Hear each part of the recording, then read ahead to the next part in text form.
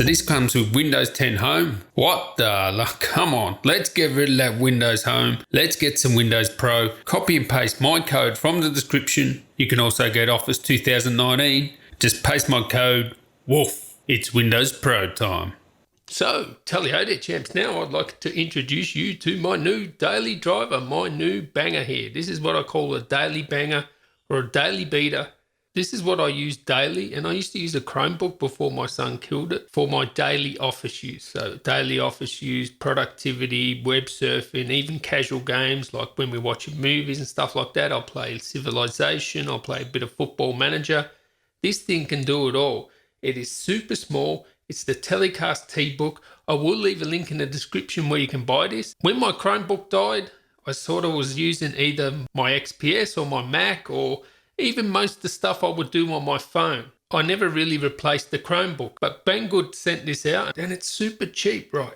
$5.30 Australian, around $365 US and around £300. What do you get for that these days? And I use this every single day, without a word of a lie, every single day, just to do my basic tasks, email. I always web surf on it when I'm watching TV and that, because my 15-inch laptops, they require a bit of commitment to sort of use them all the time. I like to really set myself up properly when I use them. I use them on an external monitor, or I set them up on like a portable desk thing when I'm using it on the couch or whatever when I'm video editing. Don't like to leave them around because my son killed my Chromebook. He's killed I don't know how many phones. I mean, he doesn't do that anymore, but just don't want to risk leaving my expensive $3,000 to $5,000 laptop around. And this thing I leave around, it can take a pounding because I literally throw it around, like seriously. That's how I use it, just to answer my emails, stuff like that, all the stuff I mentioned before. And I do like using this, I was using my phone mostly to do those tasks, but now I prefer since they've sent this out to me, I always use this now.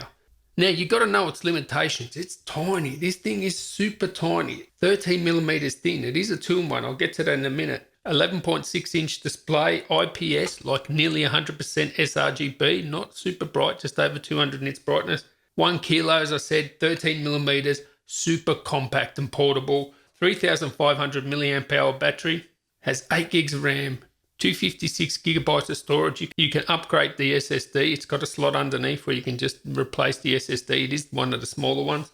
Quad core, and that's what's important on this. It has a quad core Celeron N350 Apollo Lake CPU. And yeah, these Apollo Lakes, they're good for like multitasking and stuff like that. If you're just doing, basic stuff, not heavy duty, don't video edit on this, you're not going to AAA game or anything like that, just your basic, computer usage, this will do no problem. It's actually quite good in that regard, as long as you don't take it out of its comfort zone. In fact, here, you see that microphone? I actually record audio into here, and the DPC latency is just, if you put a 256 buffer, you can record here, because sometimes I go out the back when it's loud in here. When you have kids, you'll understand. And I'll go record audio into this. So yeah, you can even do some audio recording as well. So I use this all the time. I take this with me when I go out, like sometimes when we go away for the weekend, I'll use this instead of taking my really expensive laptop. If I know I'm not going to video edit, this is what I'll take. Very compact. Just take that out. It is a 2-in-1, of course. So it does all the 2-in-1 stuff, and I do like that you can lean it back and all that sort of stuff. It's awesome. And yeah, usually with 2-in-1s, what happens with 2-in-1s, they're usually a little bit heavier, but this one isn't heavy at all. It is super light, 1 kilo. So, 11 inches, it's very compact, the only downside to it is the battery life. Now, the battery life is good for around 4 hours. The display's good, everything's good. It does what you need it to do, as long as you keep it within the limitations of not trying to do stupid stuff with it. It is good performance. It's even good to view content. The screen isn't bright, as I said, it's just over 220 nits. The sound isn't that great. It's not loud, so maybe have the best experience if you're viewing content, you want some headphones. The webcam's down there. The keyboard is actually good. It's really compact, so it's like, it's really tight for me. The trackpad works well, so no complaints there. For ports, we really just have a USB-C there. That's about it. And then you have DisplayPort out, and then you have a mini USB there, micro SD card as well. And on the left-hand side, you have the power button, volume, and the headphone jack. So all in all, this is a great computer, Great compact 2-in-1 for just your basic needs. The battery life isn't that great, 4 hours. If that's acceptable for you, only you can decide that. But I guess being so small and compact and mobile, are you complaining? 4 hours is pretty good for something so thin and light. It is passively cooled, so that's why I like to use it. So when I do play Civilization, probably hear the sound now. Yeah, what's great about it being passively cooled is no fan noise. And that's why I use this playing Football Manager and Civilization. Just because there's no fan noise, it's a little bit warm.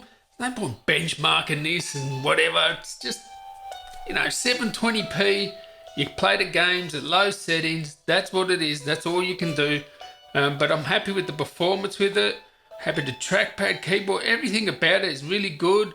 The only catch here is just, the price is good as well, as I just mentioned before. Now this is on battery, so it does perform better when it's plugged in, but I'm getting how many frames per second here?